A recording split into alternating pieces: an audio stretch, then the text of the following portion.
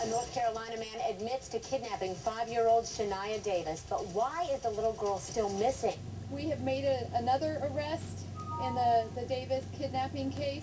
We have arrested Mario Andretti McNeil. Cops say McNeil admits kidnapping the little girl, and there is shocking new surveillance footage.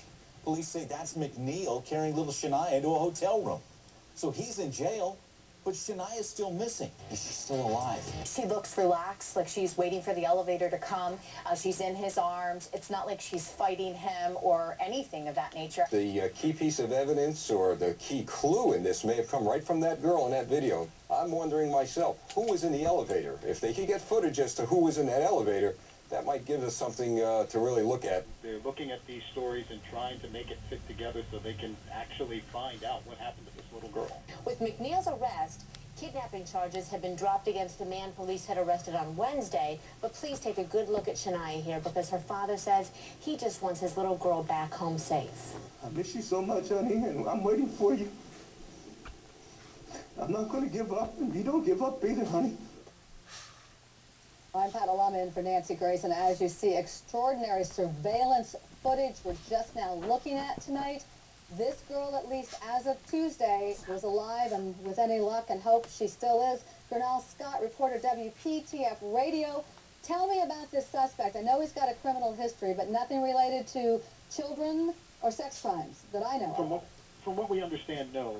He has been arrested for fleeing police, assault on a female, many drug arrests that we understand, but as far as any kind of harm to children, that we have not seen in his record, and we're given no indication that he has a history of that. Is he was he recently released from prison? I know he spent a few years in prison. That was Mr. Coe, who was recently released from prison, I think as recently as August in his case after a charge he was in jail on. But as far as Mr. McNeil, no, not recently in jail that we know of. Marlena Shiva, what's next for this this person? Arraignment, and I understand he's going to plead not guilty? Yes, he was arraigned today, and he did he put in the plea of not guilty, and he is being held right now on a $100,000 bond, the same exact situation that Clarence Coe was facing yesterday. But Bradford Cohen, if he's admitted to kidnapping, but is going to plead not guilty, are you going to argue, or would you argue about this alleged confession? Of course, I would always argue about a confession. First Dumb of all, question, huh? Yeah, I mean, you got to see if it's voluntary, how the confession was made, when the confession was made, if they read him his Miranda rights. I mean, there's so many issues that are surrounding a confession. First of all, that's number one. Number two is you don't know the circumstances surrounding this kidnapping. I'm a bloodhound. I'm going to go after this. I'm going to smell out what's going on. These cops need to get the mom in. They need to start questioning her. She's nowhere to be found. I think that's very suspicious what's going on. I think it's a smart thing for him to do, to plead not guilty at this point. Let's see where the chips fall. Gloria Allred, I'm curious about this I don't know, argument, banging, noise that the neighbor heard at 3 in the morning. Are you thinking there might be some sort of correlation? Well, it may be, but also, and one wonders, why was that little girl on the couch?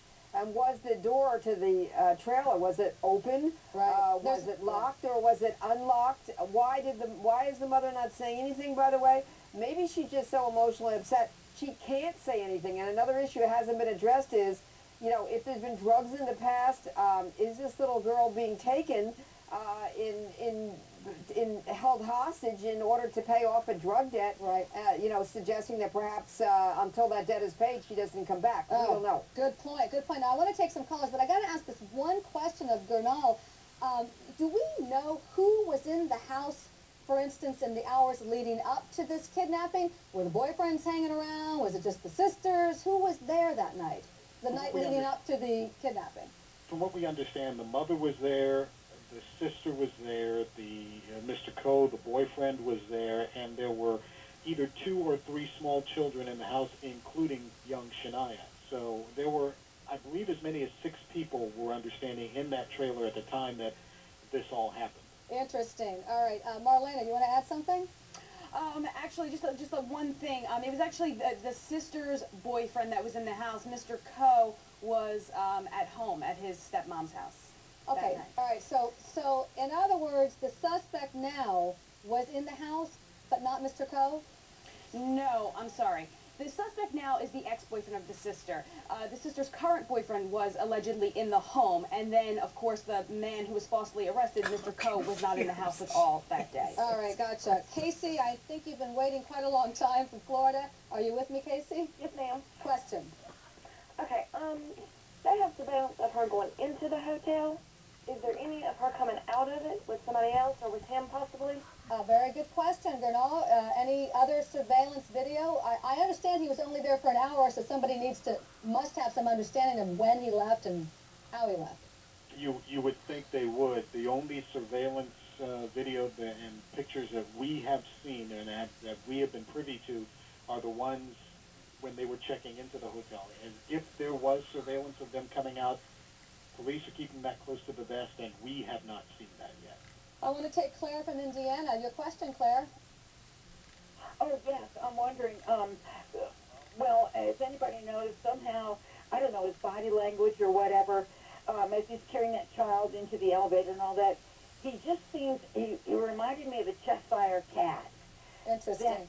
Well, let's ask Lillian Glass. We asked about the child. We didn't ask about him. Well, that is a very good thing. He does. He looks very confident, like he has a purpose and he knows what he's doing, and that's an excellent observation because you really do see that. But the thing that concerns me is just the fact of how her legs are positioned. That just really bothers me. Dr. Jake Deutsch, as a doctor of emergency medicine, does anything strike you in looking at this child? Well, it hasn't been a very long time, so severe dehydration or malnourishment doesn't really concern me. But I agree, the well-being of this child is the utmost importance, and really getting to the bottom of what's happened to her is going to be very, very important for the medical field. Oh, absolutely. Sue in Minnesota, let me take a question from you.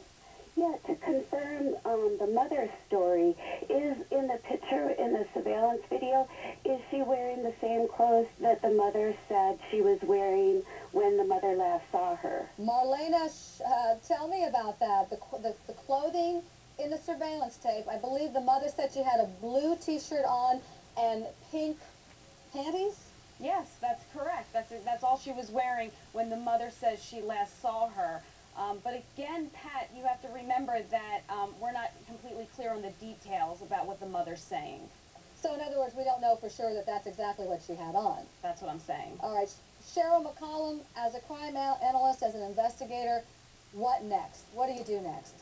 Well, you're going to work backwards, and they're going to look at his cell phone. They're going to see if there's any pings that shows the movement and the direction he was going and how long he was in certain places to try to determine, again, the location of this child. And hopefully, if he has dropped her with anyone else, the best thing they can do is drop her in a safe place. Drop her off. Hospital, police department, somewhere. Yeah, you know, that's a very good point. And Gloria Allred, as a child advocate and activist, what would you implore anyone who knows anything to do tonight for this child? Well, absolutely, to even call anonymously to law enforcement if they are afraid themselves of being implicated, and disclose the whereabouts of this child, or even if anyone has a suspicion but is not sure and thinks they may have seen a child that resembles this child, to call law enforcement and give that tip, because I have every reason to believe the law enforcement will follow up on each and every tip. And Brad Cohen, if you were defending this person, what would you be doing with him tonight? Obviously tell him to keep his mouth shut, but besides that, looking at the sloppy police work that's going on, if you look at the really good cases, because they arrested, I'll tell you why, because they arrested a man too early, that's why. They should have investigated their case, they should have built their case, they should have get more witness statements, the mom's nowhere to be found, the sister's nowhere to be found. Wouldn't time be of the essence with a missing child? Absolutely, so you need to start taking statements of the people that know what happened. What did you hear around 3 a.m.? Well, it didn't sound like anyone was trying to literally get into my house, but I heard noise outside of the house. What kind of noise? Sounded like a struggle, but I know it wasn't anybody per se fighting, but it just sounded like banging on my side of the house.